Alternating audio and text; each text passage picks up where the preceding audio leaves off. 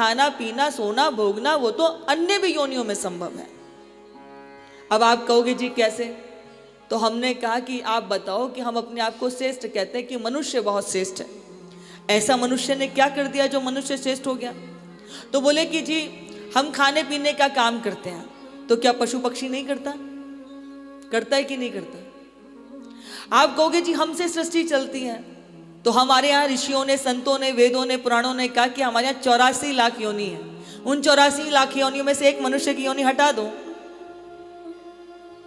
बाकी सारी योनियों में कौन है? सारी प्रकृति ही तो है। अब आप कहोगे जी हम इसलिए महान हैं क्योंकि हम इस सृष्टि को बनाते हैं, हम घर मकान बनाते हैं। तो हमने कहा अच्छा, वो पूज्य दीदी माँ जी कई बार बहुत सुंदर एक भाव कहा करते हैं। वो कहते हैं कि जब हम अपना घर मकान बनाते हैं तो कोई आर्किटेक्ट नक्शा बनाता है, फिर किसी इंजीनियर से कंसल्ट करते हैं कि घर मकान कैसा बनाना है, फिर बाजार में हम जाकर के मटेरियल कलेक्ट करते हैं, फिर किसी कॉन्ट्रैक्टर को ढूंढ करके उसको कॉन्ट्रैक्ट देते हैं घर मकान बनाने का, फिर कहाँ जो है रहने का निवास होगा, कहाँ भगवान का भोजन बनेगा, कहाँ उनका मंदिर बनेगा, कहाँ हमारा स्नान घर बनेगा, ऐसे हम पूरे घर की योजना बनाते हैं, फिर उससे संबंधित मटेरियल लेकर के आते हैं। लेकिन वो एक बया पक्षी होता है। आप मेरे को बहुत मन में कौतुक रहता था कि कभी मुझे बया पक्षी का घोंसला देखने को मिले। तो हमारे एक मध्य प्रदेश में प्रकल्प है सिंचाई, जब हम खेत पे गए तो वहाँ खेत पे पेड़ पे हमने बया पक्षी के घोंसले लटके हुए देखे। आप देखेंगे कि जो कुरैशियों से जो बुना जाता है ना, ऐसे वो बुनाई करके अपना घोंसला बनाता है। अब आप सोचो कि उस पशु पक्षी के पास में कितनी बड़ी समझ रहती है कि वो अपना तिनका खुद चुन करके लेके आता है। फिर वो सिलाई, जैसे हम वो ऊन से बनाते हैं ना सिलाई, वो स्वेटर बनाते हैं, ऐसे वो अपनी चोंच से घोंसलों को बुनता है। कहाँ अंडे देने हैं, कहाँ झरोके से झांकना है। बड़ी बढ़िया आंधियाँ आती हैं, पेड़ को जड़ से उखाड़ देती है, पर उस घोंसले को टस से मस नहीं कर पाती। तो घर मकान बनाना तो वो भी कर लेते हैं।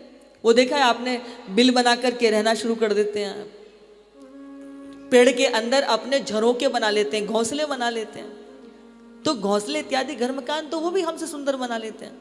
आप कहोगे जी हम बहुत जो है सुंदर नृत्य करते हैं, तो हम नृत्य तब करते हैं जब 4 आंखें हमें देखने वाली होती हैं। एकांत में कितने हैं बताओ जरा, जो भगवान के लिए उनकी विरह में, उनके प्रेम में नृत्य करते हैं, बताओ जरा।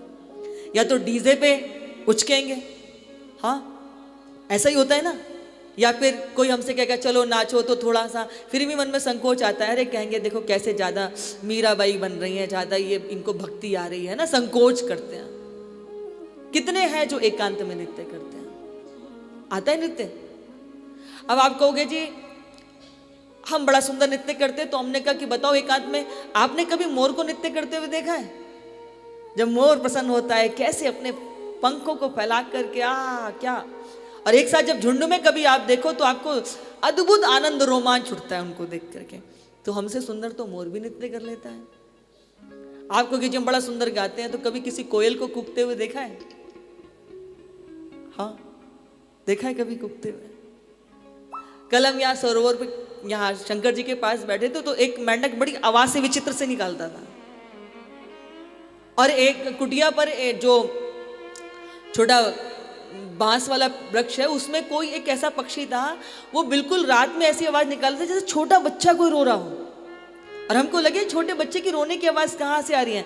हम बाहर निकल करके आए तो वो इतना घना सा है कि उसमें से वो आवाज आ रही थी, बिल्कुल बच्चा कोई रो रहा हो। लेकिन आप कभी कोयल को गाते हुए सुनिएगा तो उस कोयल की आवाज के आगे हमारे सुंदर गाने का अहंकार वो भी तिरोहित हो जाएगा। आप कहोगे जी हम बड़े सुंदर दिखते हैं, तो हमने कहा घर में हम भूत बने घूमते रहे चाहे, हाँ, लेकिन जब बाहर निकल के जाते हैं तो शीशे में 10 बार अपने बालों को ठीक करते हैं, अपने वस्त्रों को ठीक करते हैं, बड़े सज धज करके बाहर निकल के घर से जाते हैं। तो हमने कभी किसी गिरगिट को देख लो, वो बिना वस्त्र बदले दिन में जाने कितनी बार रंग बदल लेता है, हाँ। तो खाना पीना सोना भोगना वो तो पशु पक्षी सब कर रहे हैं, हम उसके लिए नहीं आए। अब आप कहोगे जी तो फिर मनुष्य की सबसे बड़ी उपलब्धि क्या है, मनुष्य सबसे महान क्यों है? मनुष्य इसलिए, मनुष्य योनि सबसे श्रेष्ठ है क्योंकि जो सत्संग, जो कथा बैठकर हम कहने और सुनने का लाभ ले रहे हैं, आनंद ले रहे हैं, वो बाकी अन्य योनियों में संभव नहीं है। यदि ईश्वर का अस्तित्व भी, यदि ब्रह्म का अस्तित्व भी तभी तक है जब तक मनुष्य है। यदि मनुष्य को हटा दो तो बताओ कौन ईश्वर का नाम लेने वाला है? ये मनुष्य की योनि एकमात्र किसके लिए मिली है? मोक्ष के प्राप्ति के लिए। और मोक्ष क्या है? ये जो हम ज्ञान यज्ञ कर रहे हैं ना भागवत जी, ये ज्ञान यज्ञ ही है, सत्कर्म ही है, जो अभी हम कथा में श्रवण करेंगे। मोक्ष क्या है? मोह का क्षय हो जाना ही मोक्ष है।